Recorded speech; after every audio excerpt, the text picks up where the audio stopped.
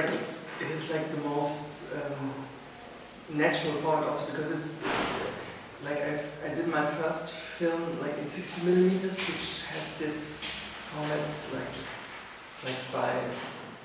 there's just this format in traditional 60 millimeters, and I also like then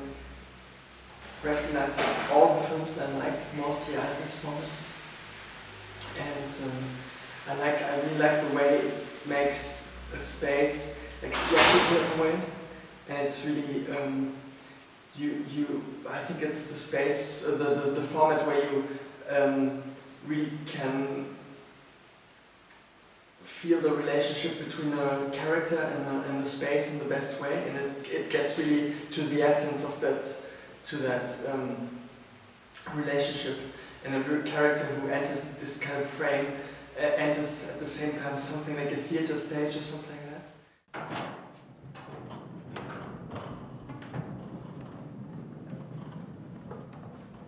Jean-Luc Godard once wrote an article for the Cahiers du Cinéma where he was saying that the 4x3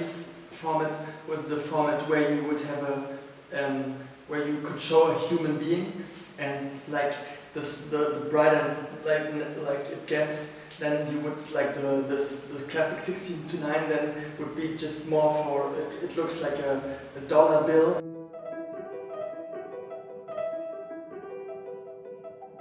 Yeah, like on the one hand, like it was a contrast in different senses, because okay, on the one hand they would be like the workers in this blue overalls would be like a stain in the image in some way, in this representative space of the bourgeoisie, you know, they would be like stains, yeah, like some, and I really like the way this destroyed, in fact, the mise en scène that is intended by this space. And but on the other hand, then it would be also like two different kinds of arts, you know, because this castle space, it also has this trompe-l'œil kind of representations on the walls, and it's very much in this tradition. And the very like the workers in their blue color stuff and the pink hats, they would be like very intense dots of colors, like even like as if some constructivist or suprematist Malevich painting was entering this more painterly representation, and it would also make it like you would have also something like abstract forms suddenly moving in the space.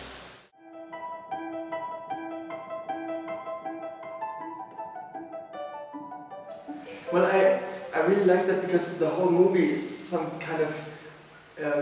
very much focused on the contrast between something that is very artificial and something that is almost documentary and stuff. So I really like also to have like non-professional actors who don't get to this total conscious level of representation, but who still have a documentary quality because they have so many idiosyncrasies or something very personal in the way they move and they speak. And the same goes then for the relationship also between the very framed and very staged and theatrical way the image works, and then like a sound which would be much more open for all the coincidences of life would go in on that level.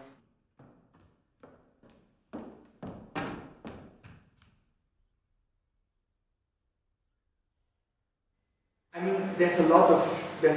original sounds. Of course, we also added like. Then it's also a little bit fake, of course, because this high level or this intensity of the sound, or the feeling that you hear a lot of coincidental sounds also is then, of course, produced in a way, because you add more noise than there was.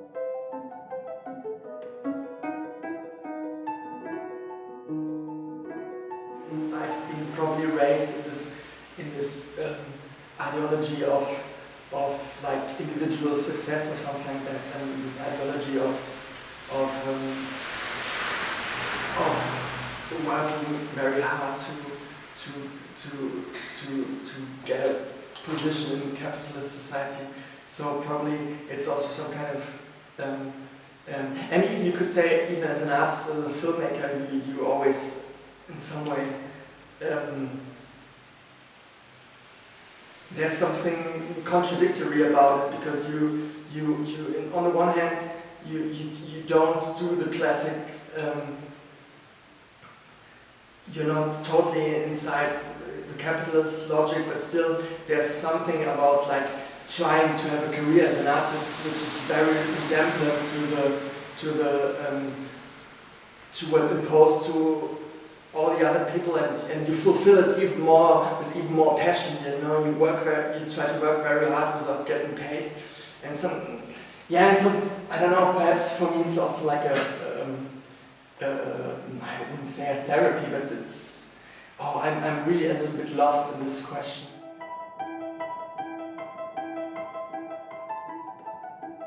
I mean, what's an artist? I would say the problem of the general division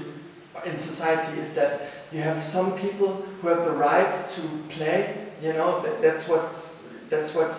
society gives artists the right to be playful, something like that, and it would like say that the others are not. You know, and so this movie is about really stressing the capacity of everyone to get in a playful and creative relationship to the world, but not in order to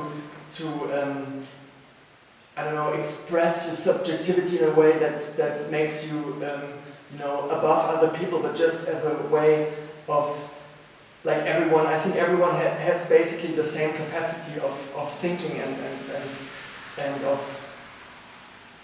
relating to the world, and so for me it's very much an egalitarian project to stress also the capacity of the common people to have a relationship with the world which is not only based on being productive in capitalist society, and to create, and it's not about like create not about being productive in an economical sense, but just using your time also differently. Not only in order to survive, but and there's some micropolitics of it, of just there's something society says you should do with your time, and the characters in the movie do something different with their time.